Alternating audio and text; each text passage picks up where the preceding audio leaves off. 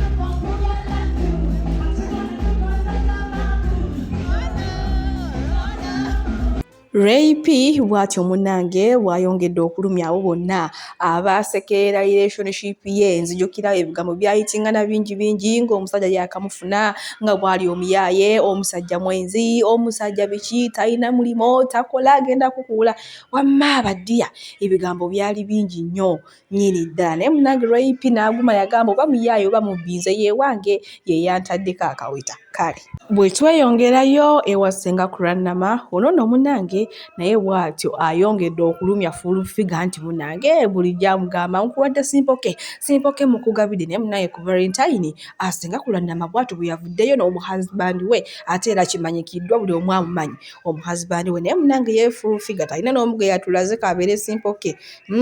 Munnange bwe tweyongerayo ewa Dictator Milly Bawachozi Beki yes era nga beeyinamu n'abaana basatu weewaawe ennaku zino baafunamu obutakkanya. Mbadde mpita ayitanga simugwako eyo nga baalina ekyana kiwala ekyo nga wookiraba ne bannange basajja mmwe nyongedde okubatya kubanga dictator Amiri si bbanga ddene nnyo nga bafunyemu obutakkanya ne Chozi Beki. Ono omwana muwala yamufunye budde kye kitegeeza bulijjo abadde abeera yeeye ebbali ayinza n'okuba nga y'omu nga ye yabaviirako n'okwawukana ye ne Chozi Beki. Munaye nga woolaba oye mukazi wataala eri akaaba kyokka nze sifunye na bimuli biki yo munnange eno dictator Amiri ali bulala n'obuwala obuto nga woolabyawo. Kale bwetweyongerayo ewa Dr. Kizza Besigye ono nno munnange olunaku lwe yaleeteddwa mu kkooti naye buli muntu eyamulabyeko ng'akaaba amazima gali nti essuubi lyamuwedde. Abamu ne batalina okutere bagamba kintu kyekyo teyakola ekitasobola kwegamba kumukkirizika kumuweesa beyiro wanirira naye mu kamwa ke yayatulanga kimu nti njagala Uganda era nwanirira ku nkyukakyuka y'Abannayuganda. Ddala kituufu nsobola okuba oba asobola okuba nga yakwatagana n'abali mu buyinza mu kiseera we baakolera ebisuubizo, naye musajja wattu yatuuka ng'alaba ebisuubizo emu ku bye baakola nga birabisa okuba ng'abamu babivuddeko. Weegutyo yasalawo okuba nga ye atakaba n'okuleeta biri ku ebyo bye baali baayogerako mu nsiko nga bajja ku gavumenti ezaaliko ez'abakenuzi, abalyake, ababbi n'ebirala bingi nnyo. Kale na bwegutyo ebimu ku ebyo byagezaako okulwanirira Bannayuganda, byagezaako okubalaga Bannayuganda ku mulembe gwa ttoka kwa barabara Besigye ameyingia ensi yonna ng'emukwatirirwa kugamba essanyu buli waayita, era bangi baalabwangako nga beeyala ku mataka nga balaba ku munonozi oboolyawo eyali abasuubiza essuubi eddene ennyo. Na bwe gutyo struggle oba enkyukakyuka bwetali nnyangu ya kutuukako gy'otamanyi nti oba mwaka guno oba myaka bwe giti, kubanga bangi basituse be twandiise ba freedom fighter, naye nze mu mutima gwange ba freedom fighter tubalina, naye gwe ekyenjawulo ekikuliko nti ole hero. Nkiddamu tusanze ba freedom fighter bangi abagezezzaako okuleeta enkyukakyuka mu nsi oba mu bukulembeze, naye ekyamazima gali nti oli freedom fighter ate era oli hero. Mu byafaayo aliwandiikibwako era alisomebwako era aliyogerwako, newankubadde nga Bannayuganda be walwanirira gye bali abatalikkiririza mu bimu ku ebyo byakulwanya oba bye wagezangako okuleeta oba okwogerako, naye abatono ku ffe tulisigala tumanyi nti oli mununuzi era oli mulwanyi yagezaako okusitula eddoboozi lyo. Tewakoma mu ddoboozi, tewakoma mu kwogera bwogezi, ate tewakoma mu kulagira bulagizi, wabula yeekwatirangako era gwe twalabanga ku frontline ng'okulembeddemu abo ababanja enkyukakyuka. Na bwe gutyo si essaala yaffe ate era si kwe kwagala kwaffe okulaba ku musajja wa Katonda afaananako bw'atyo, okubanga mu kiseera kino olabise mu mbeera gye tukulabidde mu bifaananyi ebifulumiziddwa bannamawulire.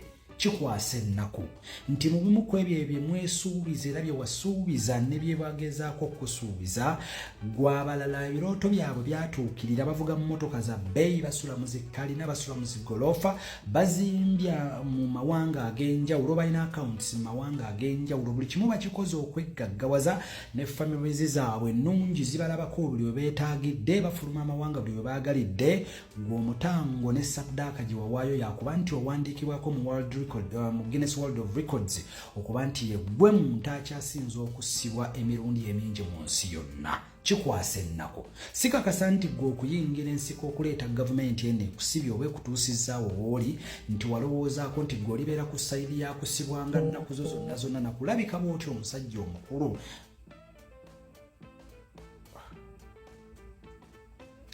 Kitalo.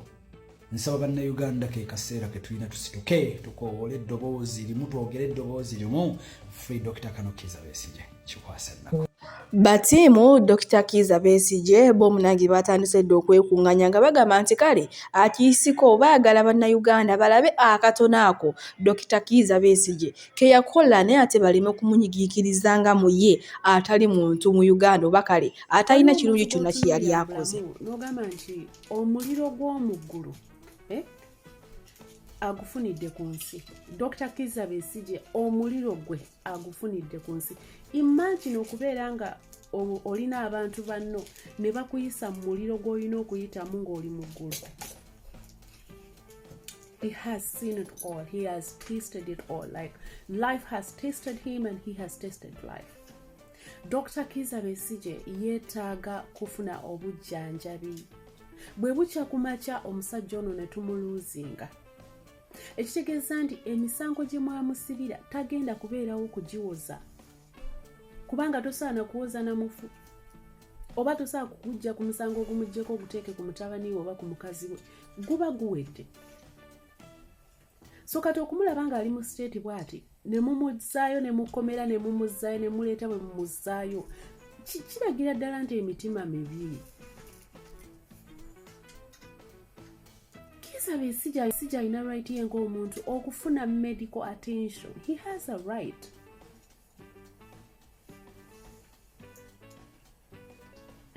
Sajja nkwasisa ennaku, you guys. No, this is not good. Kizza Besigye is a son of this nation.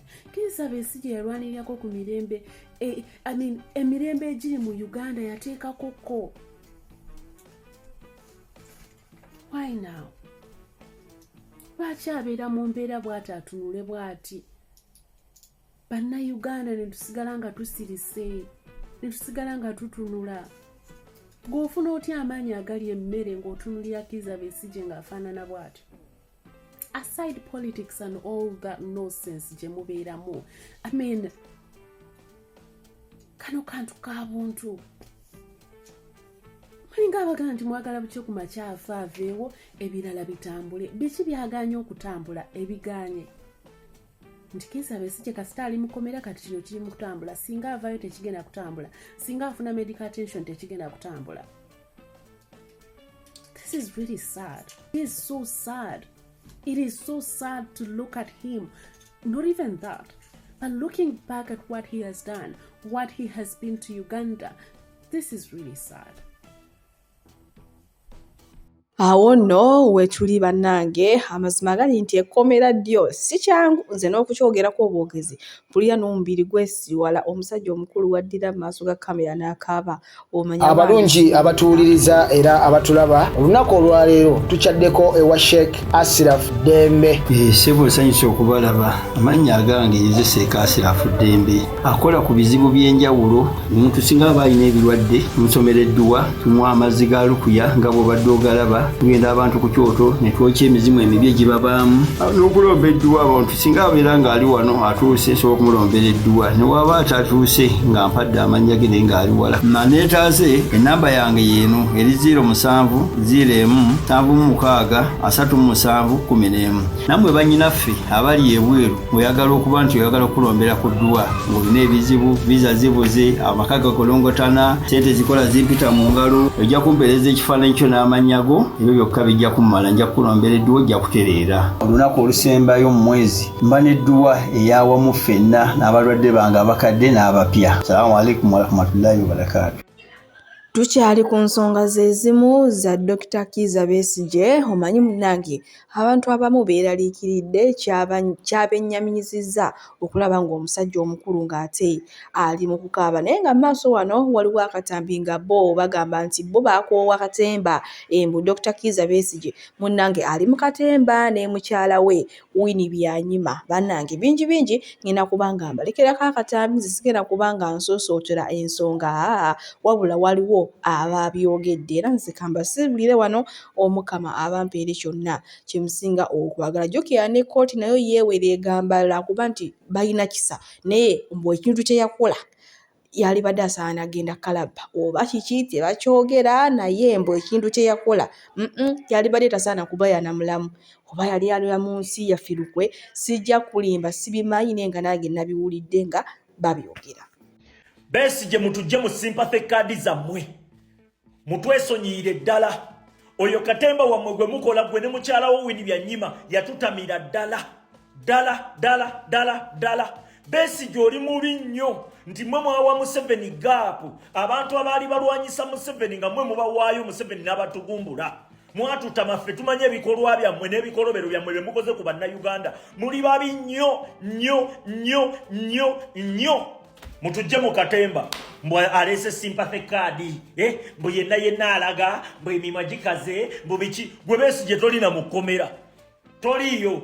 Bakujja na waka okwefuula nti bakuleese mu kkomera, oba mu kkomera gy'oli oli mu livinga life yo. Muleke kutusiriwaza nammwe, mu bannayuganda nti mwe babamanyira bazanyirako buli akola ati ng'ogamba bambi buli akola ati ng'ogamba bambi n'omutemu abadde ng'atugumbula bannayuganda emyaka gyonna buli akola ati ng'ogamba bambi Besigye tumanyi bye wakola abantu b'ekaseese ne bakubuulira ebyama gwe n'obitwalayo wa Museveni ne bagenda ne batugumbula abantu ffe tubadde tukimanyi engeri gy'obadde okolamu ku bannamagye ababadde nga bakutuukirira nga bakooye Museveni nga gwoba waayo we babatugumbula abagagga bonna Besigye totumanyiira tuleke